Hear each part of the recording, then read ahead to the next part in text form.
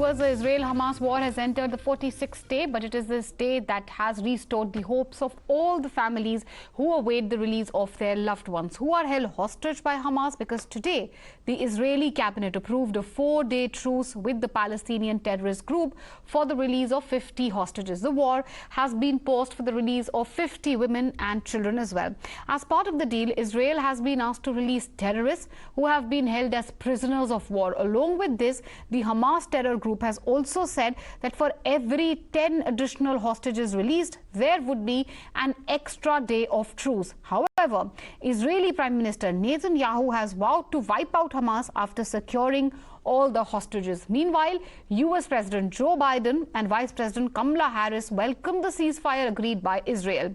In a social media post, Biden said that his priority is to ensure the safety of American hostages. Now, Kamala Harris also reiterated Joe Biden's statement and thanked all the parties involved in brokering a truce for humanitarian reasons. So far, Hamas has released 4 hostages, 2 Israeli US citizens, a mother and a daughter duo.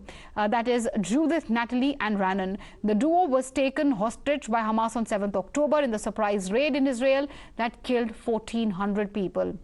However, they were freed on 20th October, which Hamas claimed was done for humanitarian reasons. But 3 days later, the terror group released 2 more Israeli citizens, identified as a 79-year-old and an 85-year-old woman. Both were abducted from their homes in kibbutz near Oz.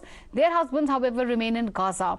While these 4 individuals were released by Hamas, an Israeli soldier was rescued during ground ops. The soldier, identified as Private Ori Megdish, may be the first captive soldier to be freed since Israel stepped up its ground war. She was an observation soldier taken hostage by Hamas when terrorists stormed the Nahal Oz base on October 7th.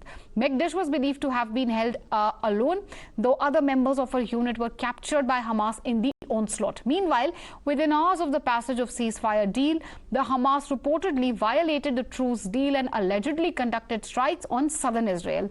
Tel Aviv claims that emergency sirens were sounded in the Derot region.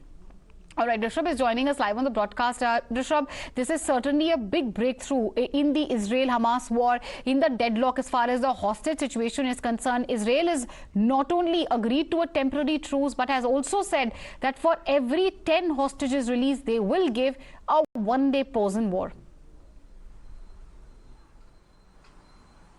Definitely, there is a 4-day truce that has been agreed upon by both Hamas and Israel early this morning, and as per Israeli sources, by end of the day we'll start seeing more hostages coming back to Israel. Remember, there are 240 hostages as per Israeli estimate who are in custody of Hamas right now. This includes not only Israeli citizens but even foreign nationals from United States, nationals from United Kingdom, Germany and other countries as well. So a 4-day truce after 46 days of fierce fighting between Hamas and Israel in Gaza Strip.